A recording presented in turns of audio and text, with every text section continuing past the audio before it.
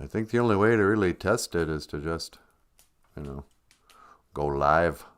Yeah, I suppose. Check 1 2. Check 1 2. Boozhoo. Welcome back to Boozhoo Nanaboozhoo, the evening edition.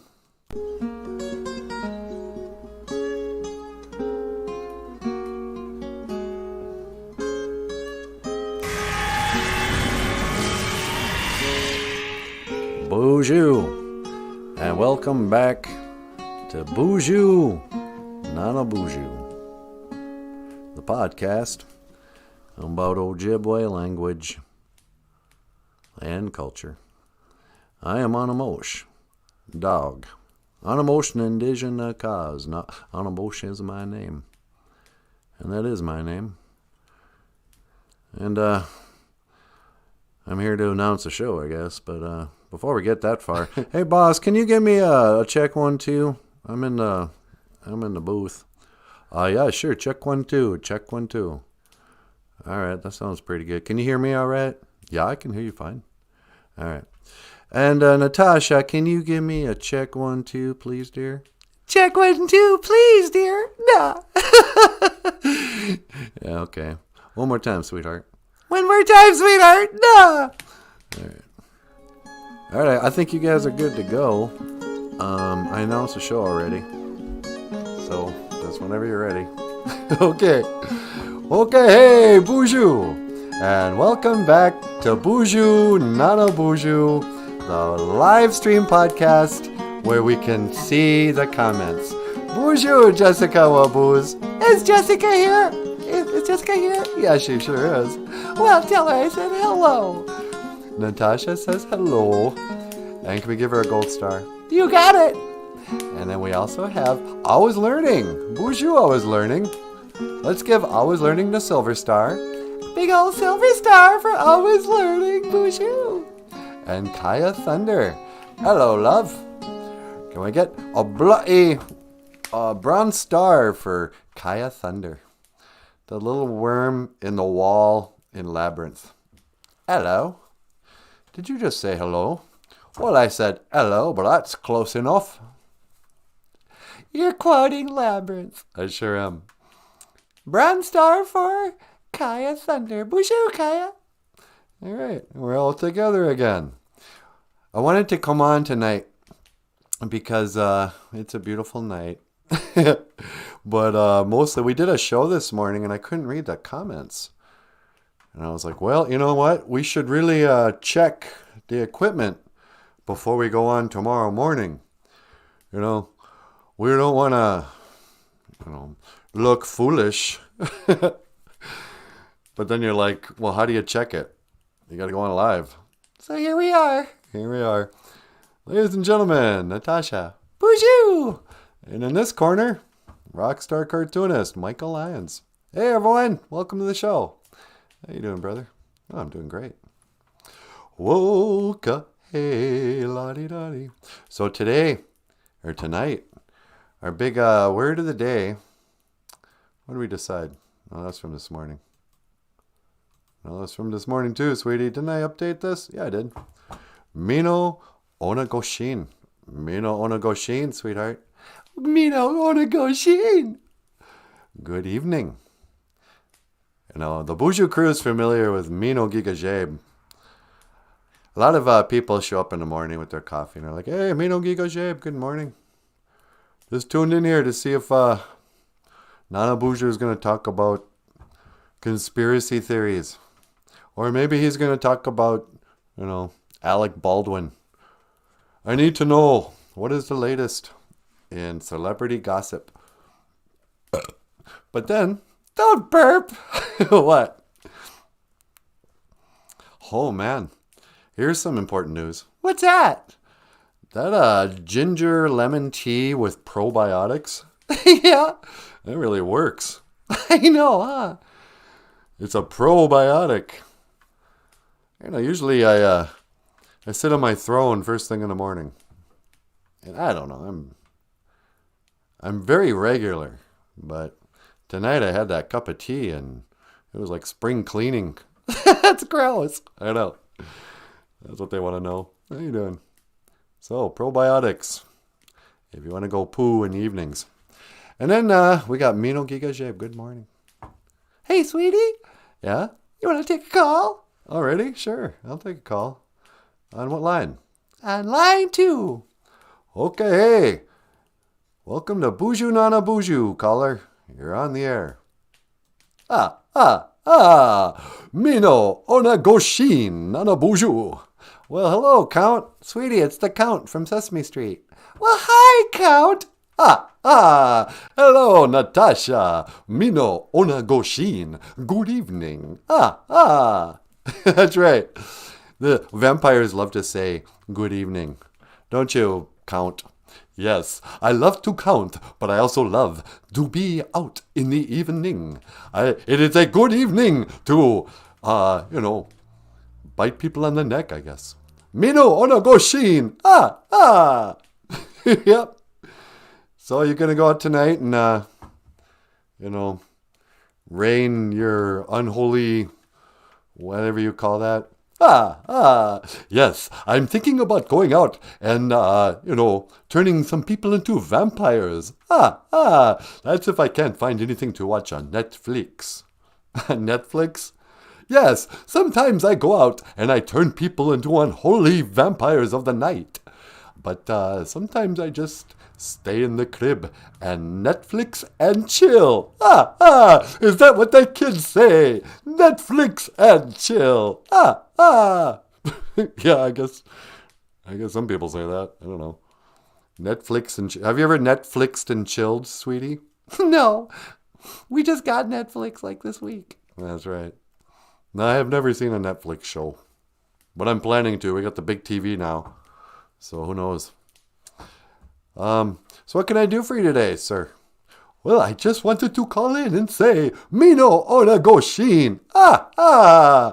Yeah, okay. Mino Onagoshin, Count. Sweetie, the Count. Hey, Mino Onagoshin, Count. Oh, you are so lovely, Natasha. I long to bite you on the neck. Hey, listen, man. Quit flirting with my girlfriend. She don't want a hickey from you. I think Natasha can speak for herself. Did you want the Count to give you a hickey, sweetie? No, that's okay. Yeah, see, I told you. Oh, my heart, it is breaking. I must go. How do you say goodbye? Well, again, we don't say goodbye. We say, Gigawaba Min. Minowa. I will see you again. Gigawaba Min. Minowa. Gigawaba Min. Minowa. Natasha. Gigawaba Min. Minowa. Count. Okay. The Count, sweetie. I think he likes me. I know he likes you. You gonna leave me for the Count? Maybe not. He's too old for you. How old is he? I don't know. He's like hundreds of years old. He's a vampire. Yeah, but he looks like he's maybe 30. Yeah, I know. That's what sucks about these vampires. They never age until you take away their adrenochrome. Gigawaba Min. Minowa. I will see you again. And I've got a feeling I'm going to see that Count again before it's all said and done. Yeah. Jessica says, raise your hand if you were in class this morning. Yeah. I'd like to apologize for anybody who showed up this morning, had something to say, and I didn't read your comments because I couldn't see them for some reason. I think it was Big Brother 1984 guy. I think it was YouTube trying to censor the truth. They can't handle the truth. You think so? I don't know. Hey, Joseph's here. Boozhoo, Joseph. Joseph's back. Well, hi, Joseph. And Jason Ferguson. Jason says, I love your show. Hey, miigwech, Niji. Jason likes the show. Well, that's cool. I want to learn more about my heritage. My grandmother would never talk about it with us. It made her too sad. Yeah, you had an Indian grandma, did you? Well, that's your first sign that you're an Indian. If you had grandparents who didn't want to talk about it. I heard this guy once say, "You'll know you're an Indian if you ever wished you weren't one." I think Sherman Alexie said that. But yeah, a lot of our grandparents, they come from that, if you're as old as me, they come from that boarding school era. Or they were children of boarding school survivors.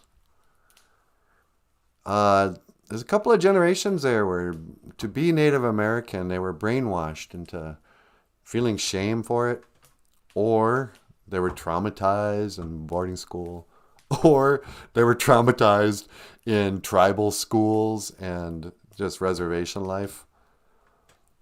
There's a lot of Indian elders who are just like, you know what? I don't want to talk about it. I don't want to live in the past. That was then. This is now. But the problem is, then there's the rest of us, we're trying to learn our language and get all excited about history and culture. We go, hey, Grandma, you have all these questions. Can you tell me what it was like when you were a little girl? She's like, never mind. Just don't worry about that stuff. My grandma was like that too. She was like, yeah, I went to a boarding school. Yes, I know how to bead moccasins. But don't worry about that. Just go to college. My grandma wanted me to be...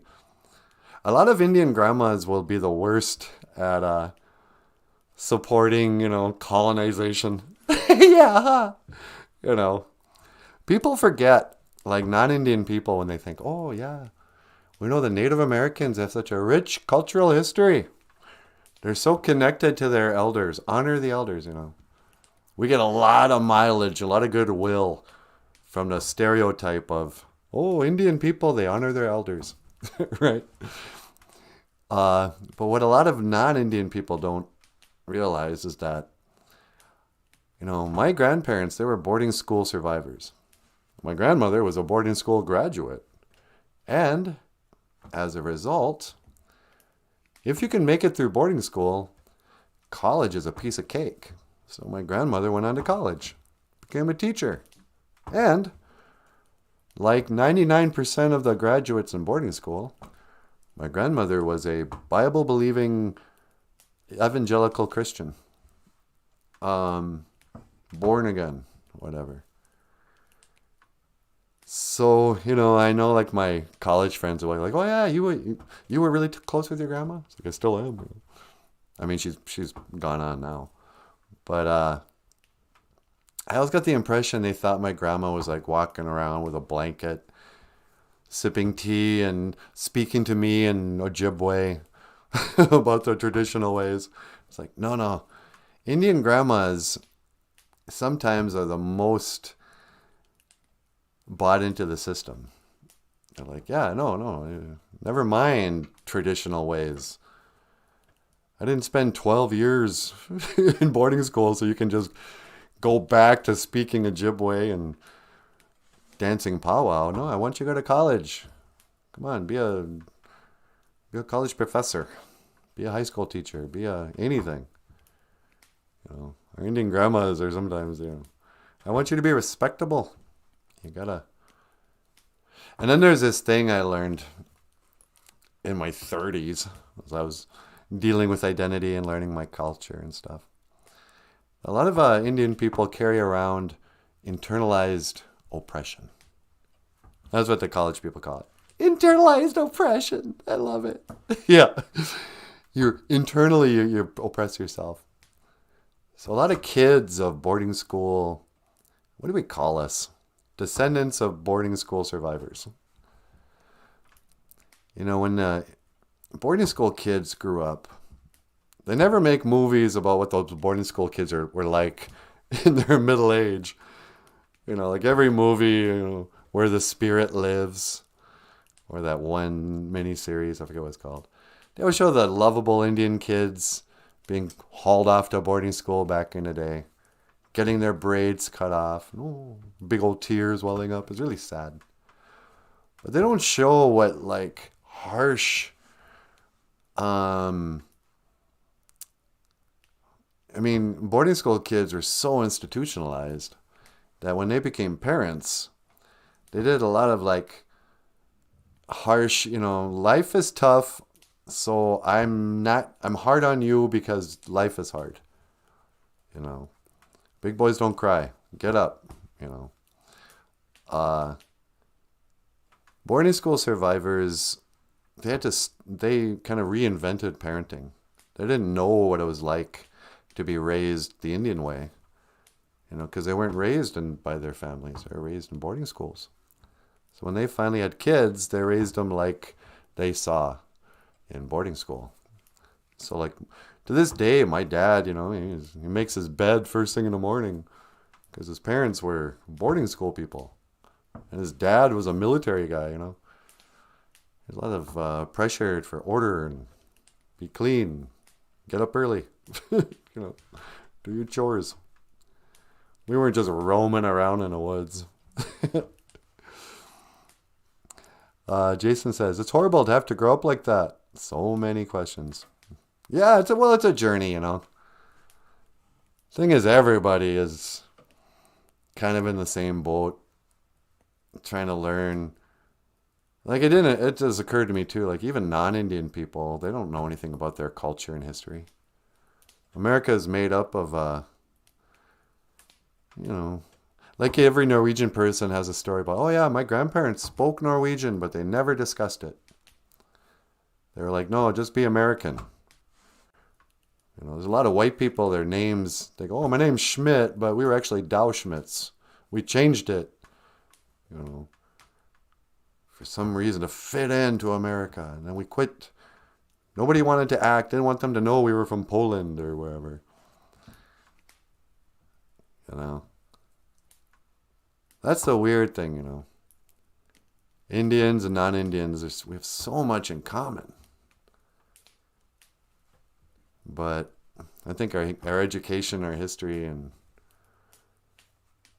just this weird political, you know, uneasiness has segregated and made us feel like we were having there's two different histories. There's Indian history and there's American or white history. It's like, yeah, you know, it all happened in the same place. You know, my ancestors danced powwow, smoked pipes, stole firearms, and copied them and made microchips. Yeah, no one ever talks about all the Indians making the microchips. Y'all have some clever Potawatomis to thank for the microchips. I forgot about that. Yeah, didn't when the microchip was invented by the Potawatomi person? A dude? Potawatomis, I've been told, they're the fire keepers. Whatever that means. And they had the fire in the belly or something. I think it means like fire keeper. I don't know. But yeah, Kaya's just proud of her Potawatomi-ness. Yeah. And Potawatomi is also one of the 7 fires. What are they called that? The Council of the 7 Fires. I think they speak Ojibwe. They probably speak Potawatomi. Yeah, you're right. They speak like some sort of form of Algonquin. Algonquin. Oh, the Algonquin languages. So beautiful. Yeah. It's also true of non-Indigenous indeed. It was also whitewashed. There's a hunger for substance and soul. That's what we're talking about. Substance and soul. Manaduk. Reality, truth. You know, there is a brainwashing that's been taking place in like pop culture, American culture. You know, the Industrial Revolution, whatever it was. You know, in the same way, like in Native Americans, they say, oh, they stole our language. They stole our culture. Well, we lost it, you know. We got institutionalized, whitewashed, brainwashed. Just like the white kids, the non-Indian kids who went to boarding schools or Catholic schools or migrated to America and, you know, quit acting whatever their ethnic race is, you know. Like there aren't any white people in Europe. They're either English or French or German. In America, we go white. There's 3-4 categories. You're either white or you're black or you're red, or you're yellow. And meanwhile, it's like, oh, because French people and German people are exactly the same in every way. Yeah, you guys just go in a white category with the Irish and the Italians. That's all the same people, culture. Oh. Then you see like an Italian person watching The Godfather for the first time. It's like us watching Dances with Wolves. It's like, no, these guys have a culture and a language and a whole history that was robbed from them too. And so we share that. We get it. So like I've heard it said, one thing that makes you a very Indian is to have an Indian identity crisis in your 30s. Grow your hair out. Yeah, man, I'm gonna get real traditional. I'm gonna learn my language. I'm gonna go on a fast.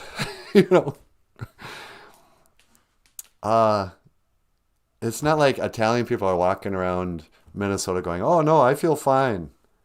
They want to reconnect with their Italian roots too. There's always comes a time when they start slicking their hair back and wearing, blazers or whatever it is to be Italian.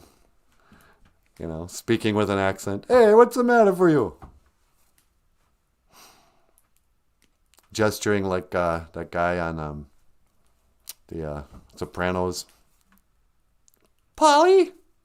Yeah, Polly. I don't know. Kaya Thunder, Kaya Thunder says something to do with burning prairies. Oh, wait. Maybe Jason has something to say. Hey, Michael, is that a bass amp behind you? Are you a musician? I am too. Oh, this one.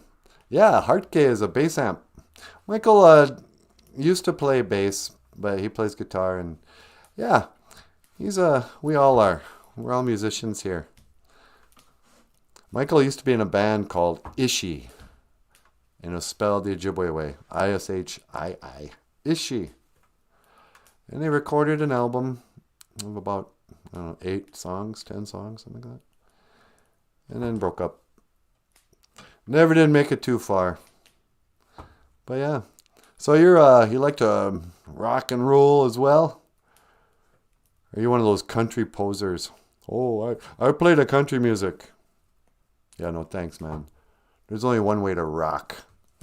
But 3 fires. Used to be 7 back in the day. Oh, is that right? It's only 3 fires now. I guess 4 of them went out, huh? Yeah. Let's see. I made it. Indian time. Hey, Curtis. Curtis is here, sweetie. Well, Mr. Mills, what's up? Kai said, it's a common feature to all indigenous cultures now. Questions, shame, and hunger for knowledge. Yeah. Yeah, again, welcome to the club. Welcome to the shame, question, hunger club. Welcome to the Hunger Games. We're hungry for knowledge. I remember one time this elder was telling me, oh yeah, you and your brother, you're like little puppies. You're all excited. You want to learn everything all at once. Like, yeah, okay. I'm going to try to calm down. Let's see. Jason says, I hear you, Kaya. Kaya says, my ancestors, wait. The horrendous thing being uncovered at those old boarding schools are terrible and breaks my heart. Yeah. Yeah, just when we all kind of finally put it to rest. Like the 90s, I spent a lot of the 90s and the 2000s really kind of talking about my grandparents' boarding school experience. Michael wrote a song about his grandpa running away. What else? And we just did a lot of, some movies came out. And we thought we understood what happened. And everyone kind of talked about it. And, we shared tears with the elders and exposed what we thought was the boarding school era experience. And then last year, or the year before, Canada comes out with, hey, guess what? We found a mass gravesite of a whole bunch of unnamed children in this boarding school and wherever. And then one by one, each boarding school is like, yeah, we have one too. Oh yeah, us too. I go, what? what's going on here? Yeah, we knew you guys beat the children. We didn't think you murdered them. But then it'd be like, yeah, there's 35 of them here, 210 over here. It's up to thousands now of children who died at boarding school and were buried at boarding school. And there was no, record, no one, whatever. And I remember when that first came out, it really bothered me. Because naturally you get your, internalized historical trauma triggered. He's like, just angry at the man. But then also it occurred to me, it's like, you know what? I don't know any other good word than the F word for this, but F word, the ancestors. You know what? Yeah, all you guys. All you guys who agreed to the boarding school, who rolled over. You know what? You are such cowards that you couldn't protect your children from boarding schools. You don't deserve to keep your land. How about that? Still mad. Yeah. It's one thing to be mad. Like I remember in the movie, what was that, Train Spotting? It's about Scotland. Scotland was colonized by the Irish. And these Scottish guys are sitting around. They're like, man, everyone says they hate Ireland. It's like, yeah, Ireland are wankers. But I don't hate Ireland. I hate Scotland. Because we were colonized by the Irish. And I'm like, yeah, you know what? I hate the Anishinaabe. Who couldn't fight, couldn't preserve their culture, land, and ways, and protect their children. Instead, they said, yeah, okay, yeah, fine. I will fight no more forever. Oh, so brave. And at the same time, it was inevitable.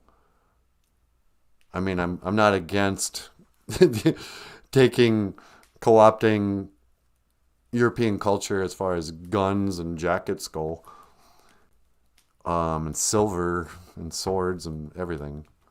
Our lives improved greatly by the French. But when it comes to boarding schools, just that particular issue. This isn't even about being colonized or white people coming. The fact that they agreed to let other people raise and educate their children, and they were either victims of the government or they were complicit cowards who were like, yeah. I mean, these are the same kind of people who would have, so yeah, you can put an inoculation of whatever it is. I think they're calling it a vaccine, but it's not a vaccine. We don't know what's in it. Yeah, put a mask on my 2-year-old. Why not? I'll do whatever you say. I'm a Anishinaabe family from the 1800s. Yes, sir, government agent. Go ahead. Take my children away all year. Oh, thank you for the money, by the way. The other thing these people never talk about, how the government paid the families off. Yeah, we want to take your kids and do whatever to them. Yeah, okay. So, yeah, thanks a lot.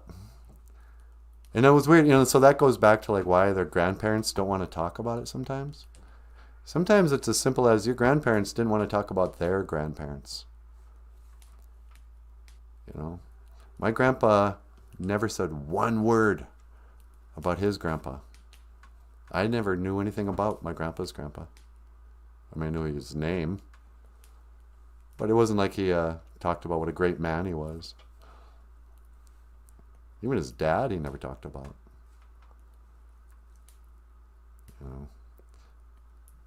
So I think historically there was a lot of bad feelings about that. You'd have to be. When you finally grow up and go, yeah, by the way, thanks a lot, parents. Do you know what they did to me in that boarding school? Was it worth it? Look at me, I can speak English now. Ooh. Great, now I can go and join the military. Thank you, Anishinaabe elders. I wonder if everyone's going to get mad at me. You're going to call you racist. I know. First I'm racist for making all the white jokes, and now I'm racist for making Anishinaabe stuff. Kaya says, I'm falling behind. Something to do with burning prairies. Oh, is that what the 3 fires was? Burning prairies? Potawatomi, Ojibwe, and Ottawa are the 3 left. I think Menominee and Meskwaki were also involved. Menominee Nation. Oh, that must be like some sort of derivative of Menomin. You think it means something about wild rice? I bet you it does. They're probably wild rice people. The Menominee. No. Anyway. I'm not being very funny tonight, sweetie. Well, it's hard to be funny when you're talking about, genocide. This ain't rock and roll. This is genocide. Curtis says, the Great Depression made my history and lineage almost non-existent. Wow. The Great Depression. That's what I call my 30s. Yeah. The Great Depression. Yeah, that was the 90s for me. I was very depressed. Kai says, an education wouldn't have been sold as the way to get the kids out of miserable situations. Understandable, people would want the best for their kids. Yeah, I guess. I remember my grandmother always saying, oh, I was glad to go to boarding school. We didn't even have a school. It's like, yeah, you didn't have a government school in the little wooden village you were from. Woodland Village. But the parents got told, I don't know, we're living in poverty out here. You'd be better off, there's no future. It's like, well, you're not going to work for Macy's. But one day my grandmother, grew up and worked for Macy's for a time. For United Airlines. Had to move to the city. But that was the war. Oh, it was a crazy time. World War II. I remember it well. No, you don't. I don't even remember the Gulf War. I'm too young. You're not too young. Yeah, but I kind of forgot about it. Because I don't care. La, la, la, do. I don't know how fair... Oh, here comes Jessica. I don't know how fair it is to be mad at the elders. They were likely lied to about the schools would be. Just like they were lied to about the treaties and so many other things. Yeah, that's true. I'm sure a lot of them were duped. No, it's going to be great. This is an elite school. In some ways, it was true, too. It's like, oh, yeah, you want your son to play football? We have a football team. Because pretty quickly, I think. There was 10 years between my grandparents. So when my grandfather went... It was before World War II.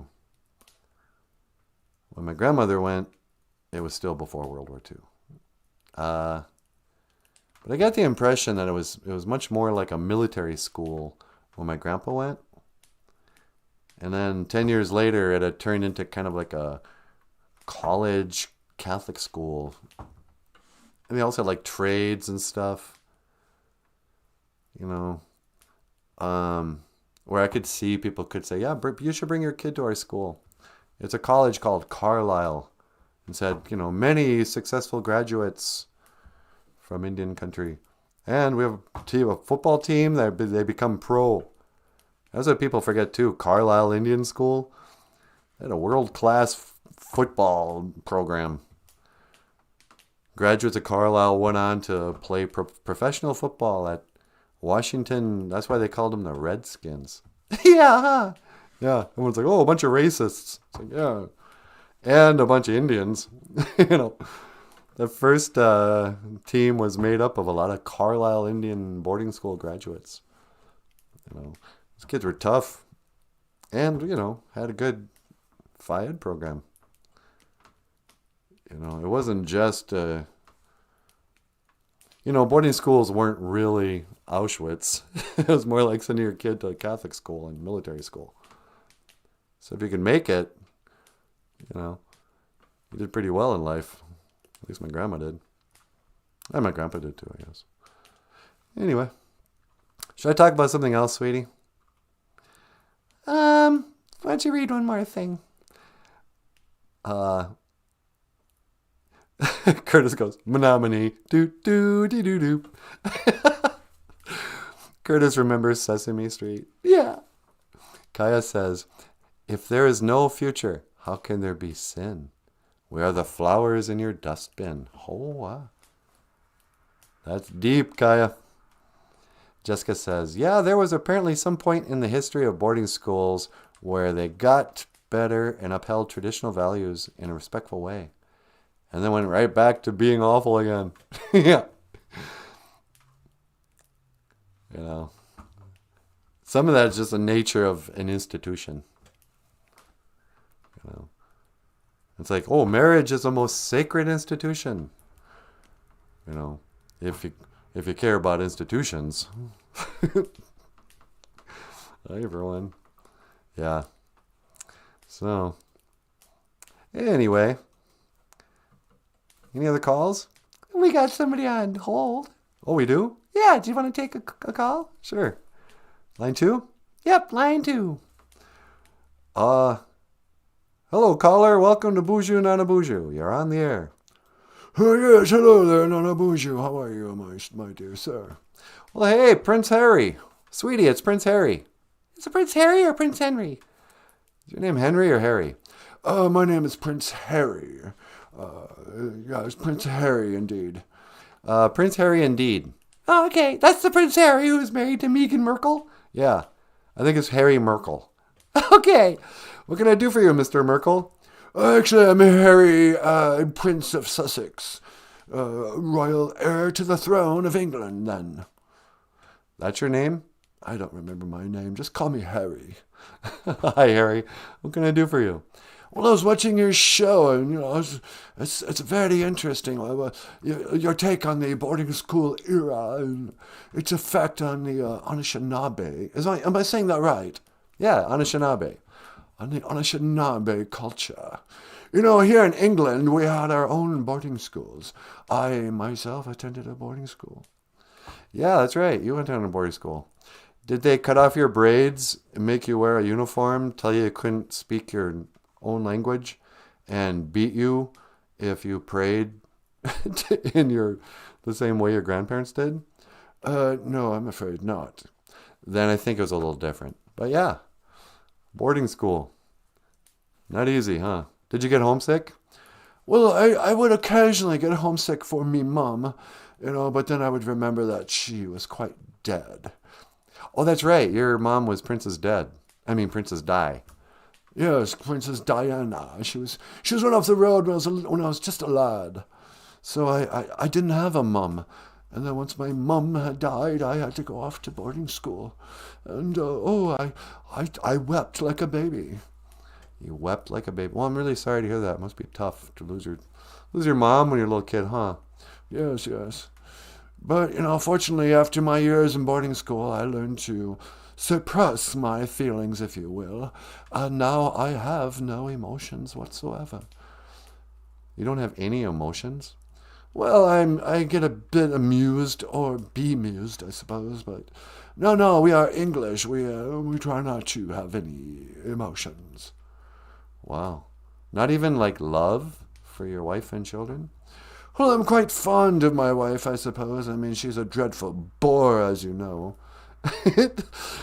She's a lot of things, but I wouldn't call her a bore. Would you like to speak to her? Yeah, put her on the line. Darling, would you like to speak to Nanaboozhoo, Boozhoo Nanaboozhoo? Oh my God, yeah, we've come in the line. Yeah, here you are, Nanaboozhoo. Hey, Nanaboozhoo, hi. Well, hey, Meghan Merkel. Hi, are you doing your show at night?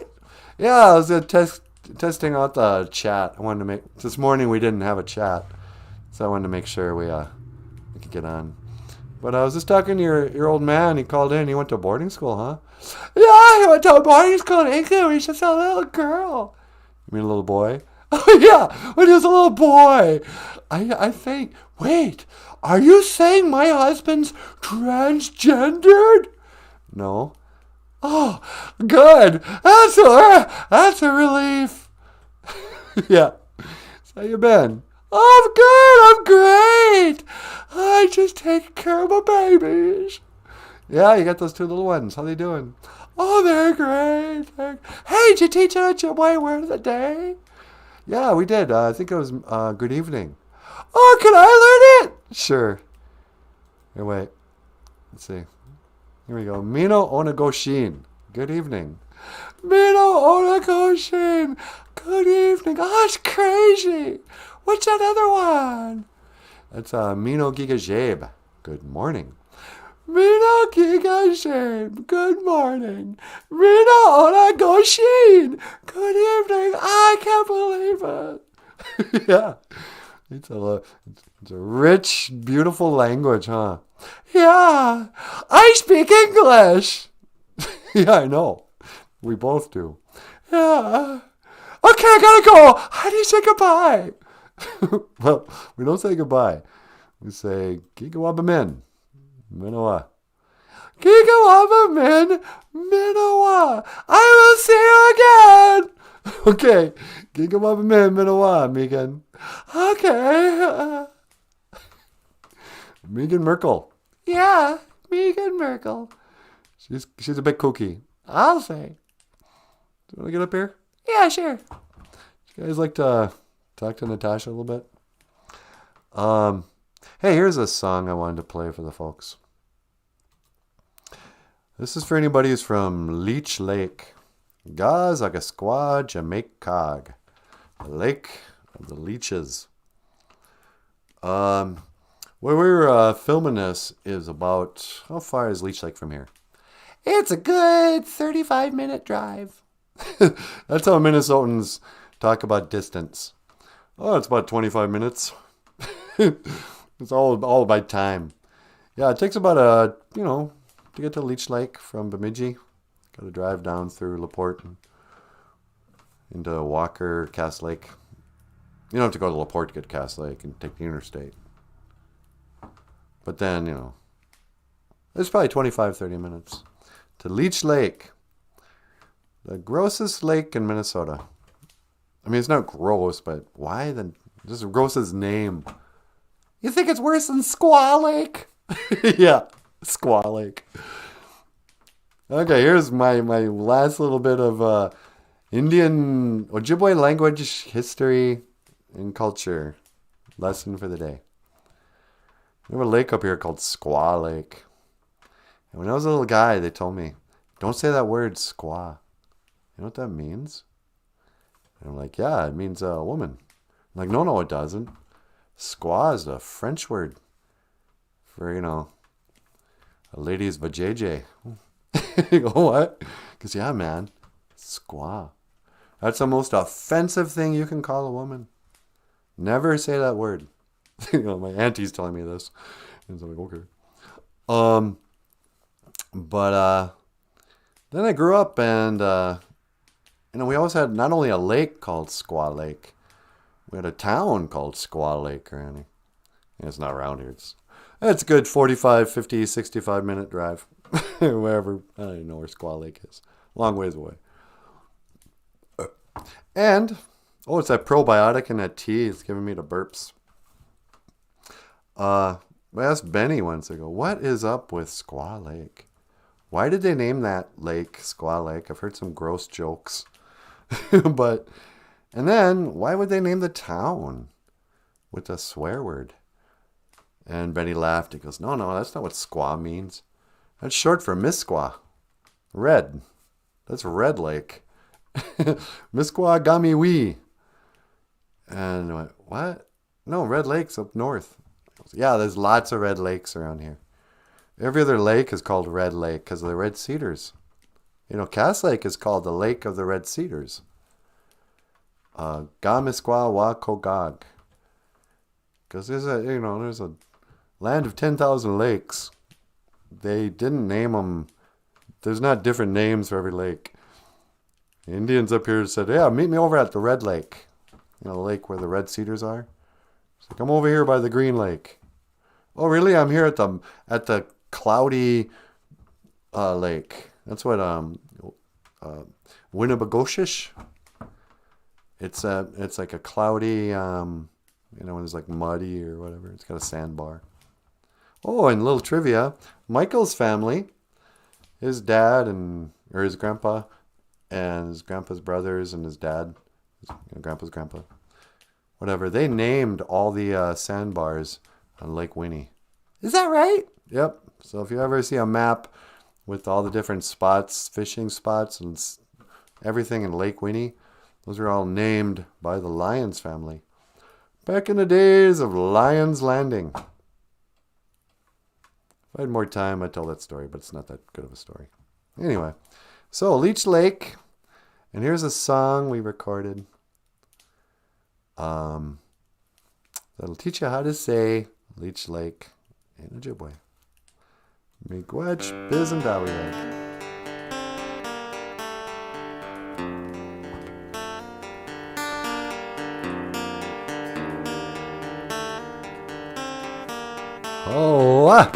Ladies and gentlemen, Michael Lyons and Natasha.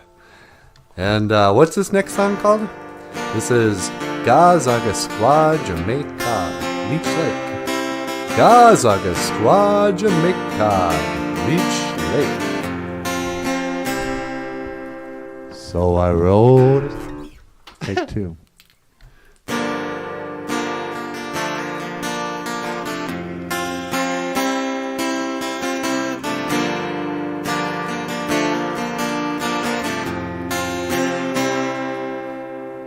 So I wrote a song about Leech Lake, how to say it in Ojibwe.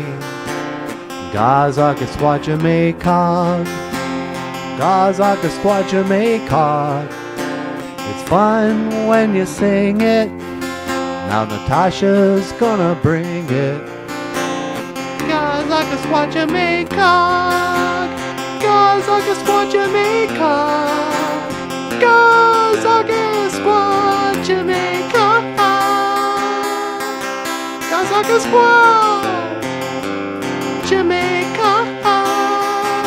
Gazagasqua, Jamaica, Gazagasqua, Jamaica, Gazagasqua, Jamaica, Gazagasqua,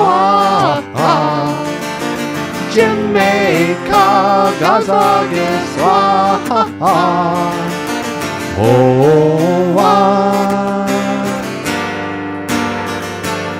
You think you got it? Gazagasqua, Jamaica, Leech Lake.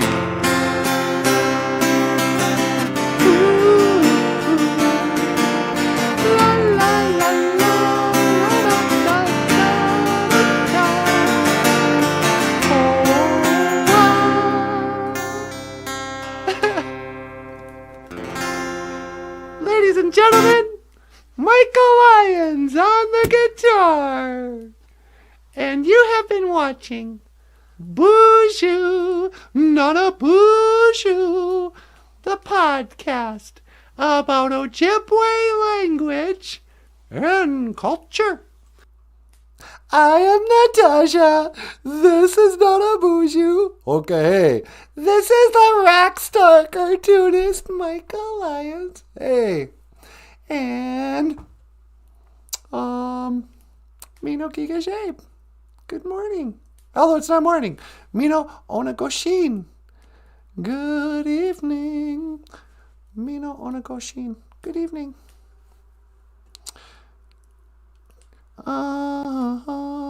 Kaya says, my boy was born around there.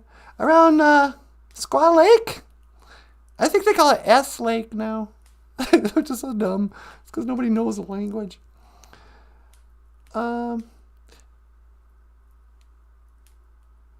Let's see. Did you hear the news? Everything named Squaw is going to be renamed. Oh, great. It's kind of like Devil's Lake, North Dakota. At some point, I heard somebody say, no, that's not called Devil's Lake. It's Spirit Lake. It's like, whatever. Evil Spirit Lake? You know, that thing got named Devil's Lake because it was cursed. You know, the Dakota people or whoever named that knew that was a bad place. Oh, where's Spirit Lake? But then just recently someone said, oh, high-speed chase from Devil's Lake, North Dakota. And I went, Well, what's it called now? Is it Devil's Lake or Spirit Lake? But now they're going to spend millions of dollars renaming the town and the lakes anytime it says squaw, because nobody can be told that, no, that's not offensive. It's Miss Squaw. Red. Miss Squaw. It's just short. Don't believe every dumb folk history tale. Yeah, because it also makes no sense. So the French fur traders, people who made a living having good relationships with the Ojibwe, you wouldn't just call their women that. And considering how many hundreds of families were started between French and Ojibwe people, there's a lot of French last names. That comes from the men. A lot of Indian people with French last names. Frankly, I think assuming the term squaw was a French cuss word is racist to the French. Because I looked it up. It's not a French word that means vajayjay. Can I say vajayjay? I think so. I got that from South Park. Squaw does not mean vajayjay, all right? Guys are so gross. Guy says, we're in Bacchus. Oh, Bacchus! That's the only place that's less impressive than LaPorte. Yeah, I grew up going to Bacchus playing in sport. I'm from LaPorte. So, yeah. We were like, small border towns like Bacchus and LaPorte. It's its own culture, Bacchus. Wally Bear 836. What's going on, Wally? Wally's here, sweetie. Hey, Wally. Misquanunciation, says Curtis Mills. Misquanunciation. Misquanunciation. Curtis is a nut. So, yeah. Anyway, Leech Lake. So, Leech Lake is the famous reservation around here. Less famous, actually, than Red Lake. Red Lake's famous for two things. It's one of the only two closed reservations, I think, in the United States. There's another closed where they never gave off the land to individual tribal members. Every other reservation, they were like, okay, this is for any kids watching. Reservations, historically what it was this was going to be, it's kind of like a wildlife refuge for Native Americans. When our brave, parents of the year decided to stop resisting the U.S. government and lay down their dignity, they said, yeah, okay, you guys can do whatever you want. You win. Where should we line up? Where's our prison camp? And they said, right over there. This will be a reservation. And at first, Indians weren't allowed to leave. But then pretty quickly, it just became, this is our land. We're a sovereign nation. So proud. We get to do whatever we want on the reservation. Unless the white people say we can't. But we're sovereign, Ooh. So reservations got set up. Plots of land that were, left for the Indians. And, so what was I talking about reservations, sweetie? Something about how when you live on a reservation, you lose your train of thought. Yeah. It had something to do with, why am I talking about this? Leech Lake. Oh, Red Lake is famous. So most reservations said, okay, great. This is our land. Meaning, all right, we're going to grid this up. you can have this plot of land, that plot of land, that plot of land. And pretty quickly, the Indian people sold off their lands right back to white people. So yeah, you can have this part of Leech Lake. Until before it was all over, like only 2% of Leech Lake land was actually owned by Native Americans. Red Lake never did that. They still own all their land. And so it's famous for that. And then, of course, in 2005, I don't know why I'm laughing, there was the school shooting. It was the second big school shooting. And I guess there was another one in the news, and I didn't even bother to read it. Oh, hey, what do you know? Another school shooting. Oh, what's this? Kanye and what's-her-face are getting a divorce? Oh, or whatever. It's become commonplace. Oh, school shootings happens all the time. But we had a school shooting in Red Lake in 2005. And,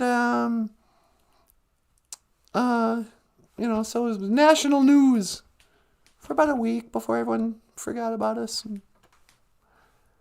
But it was like Columbine and then Red Lake. So, Leech Lake is Red Lake's less popular cousin. Just down the road. And, Red Lake, you can see it on the map immediately. It's huge, too huge. Upper and lower Red Lake. And Leech Lake is huge, too. But you don't notice it like you do Red Lake. But for some reason, back in the days of the grandfathers, when there was a meeting of these brave, wise ancestors of ours, the elders, they got together and they said, what should we call our reservation? We're a sovereign nation. We can do whatever we want. I'll be the chairman, and I will call our reservation Leech Lake. Why would you call it that? Because, there's leeches in there. You can use it for bait. But don't you think we're going to want to call it something where a person's going to want to, I don't know, go in that lake? Nobody's going to come vacation at the shores of Leech Lake. Why don't you call it Bloodsucker Lake? Or, welcome to Snake Lake. So many snakes in this lake that you should bring your kids to go swimming. Go fishing, Nope. We will call ourselves Leech Lake Reservation. Woo. So that's why we wrote the song. So I wrote a song about Leech Lake. How to say it in Ojibwe. Gazagasquatchamaycock. Gazagasquatchamaycock. It's fun when you sing it. Anyway. So, what did we learn today, sweetie? Want to do a review? Yeah. Today, we learned, today is Nijo Gisha Good. It is the second day. And tonight, we covered Mino Onagoshin. Good evening. And to say good morning, you say Mino Gigajabe. Gigajabe. If you'd like to support the show, we've got links in the description below. But I almost don't want to ask the Boozhoo crew to do that anymore. What do you mean? Like, for the people who actually show up all the time, they feel like friends, and I don't want them to, get guilt. It's just like Missy. She's always leaving super chats or buying us stuff. And, I'm really proud of her for having done so well in life. Missy comes from poor people. And she's, somehow in life she made enough so she could help spread the wealth to her cousins. It's very sweet. But I start to feel guilty. It's like, don't give us your money. Unless, it's burning a hole in your pocket. So this is for anybody who's not here live. I don't want this from Kaya or Jessica or any of you guys. But we have links to Patreon and to PayPal and to GoFundMe. And Michael's got books for sale. Christmas is coming up before you know it. on Amazon.com. But unless you have anything you want to add, I'm going to sign out. Yeah, that sounds pretty good. Okay. Michael? No, you can do it. All right. Well, having said that, let me just finally say, Gigawawa Min Minawa. I will see you again. Miigwech Bizendawieg. Thank you for listening to Boozhoo Nanaboozhoo, the podcast about Ojibwe language and culture. I am Natasha. This over here, this tall drink of water, is Nanaboozhoo. Thank you so much for watching. Miigwech Ganawabieg. And this over here is Michael Lyons. Thanks so much for watching. We'll see you in the morning. And, yeah, I will see you again.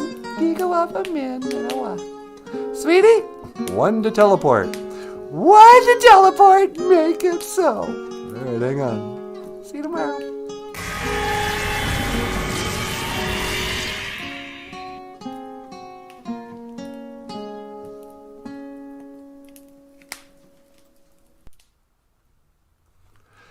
Hey, Boozhoo! Welcome back to Boozhoo Nanaboozhoo, the podcast about Ojibwe language and culture.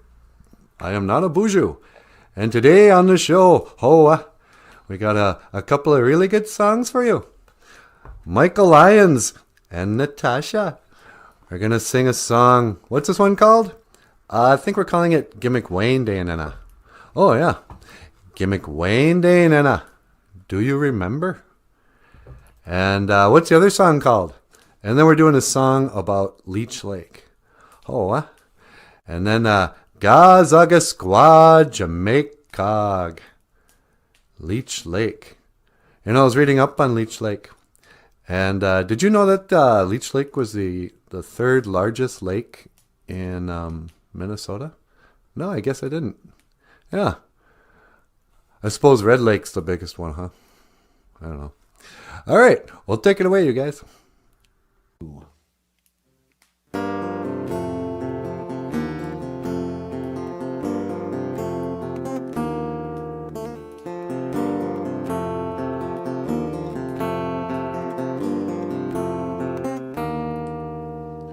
Gimmick Wayne Day Nana. Do you remember? Gimmick Wayne Day Nana. Do you remember? In Ojibwe I say, for do you remember? Gimmick Wayne Day Nana means do you remember? Do you remember?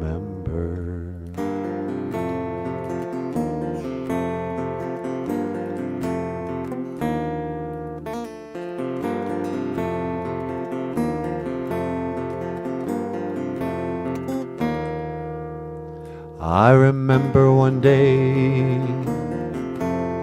and you and me in the pouring rain, water ran down my chin.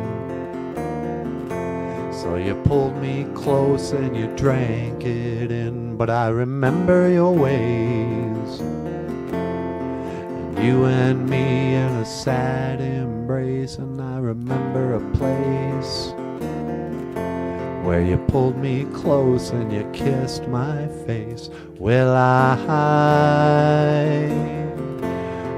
ever see you again? No, I don't think I'll ever see you again.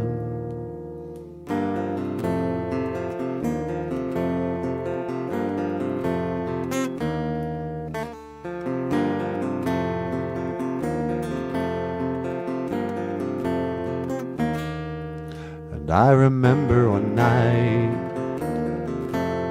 and the casual fight by candlelight as the room grew dim. You lied to me when you talked about him. I remember your ways, and you and me in a sad embrace. And I remember a place where you pulled me close and you kissed my face. Will I ever see you again? No, I don't think I'll ever see you again. Will I ever see you again? No, I don't think I'll ever see you again.